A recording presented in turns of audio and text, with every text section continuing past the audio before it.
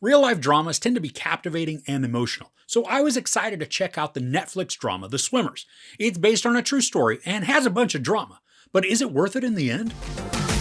Two young sisters embark on a harrowing journey as refugees, putting both their hearts and champion swimming skills to heroic use as they journey from war-torn Syria to the 2016 Rio Olympics. So like the synopsis said, this story follows two sisters who are champion swimmers as they try to flee from Syria amidst war in order just to travel to Germany, where they hope to apply for a family transfer which would allow their parents and younger sibling to seek refuge there as well.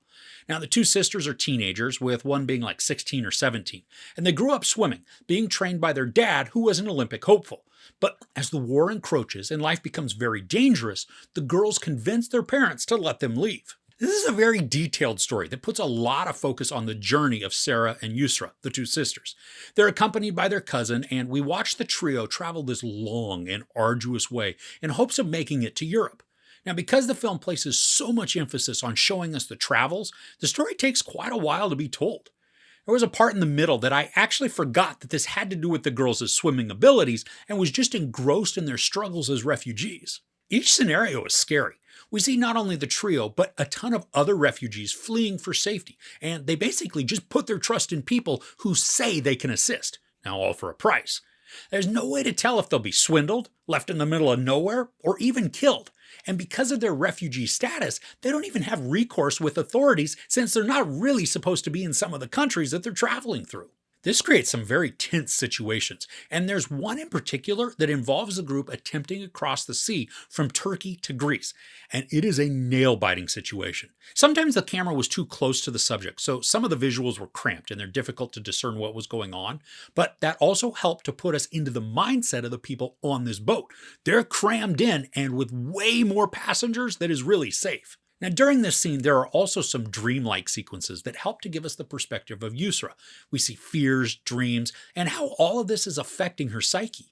The scene is also a long one, so it doesn't give us a resolution quickly, but instead makes us sit with the discomfort of impending doom for quite a bit. But again, this isn't the only harrowing experience that we watch the refugees endure. There are many times that feel like it would just be easier to give up or turn back, but they're nomads at this point, and really the only way forward is through. And it's inspiring and heartbreaking all at the same time.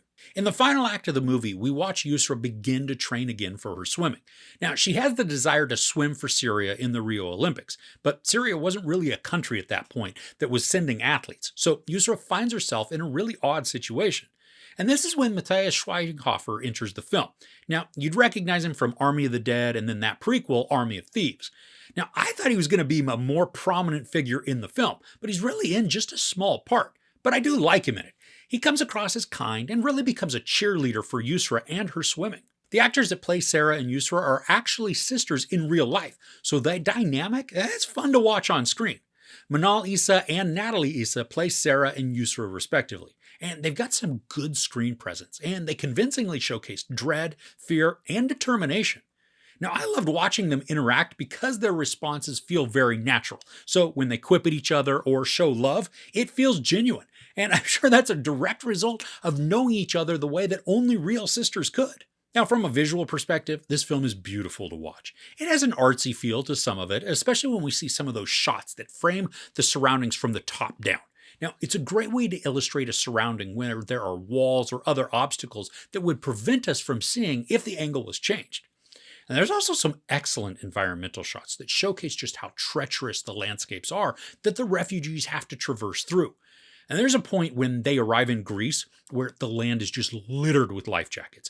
And as the camera raises up to then pan down on the surroundings, we see how dwarfed the people are by the mountains of life preservers. I mean, it's also a sobering image that drives home the point of how many were seeking refuge and safety.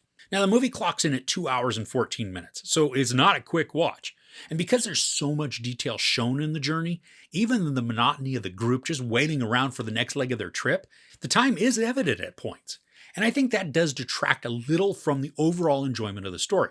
I mean, it's still an incredible account and one that I'm glad is being told, but it will take patience to watch.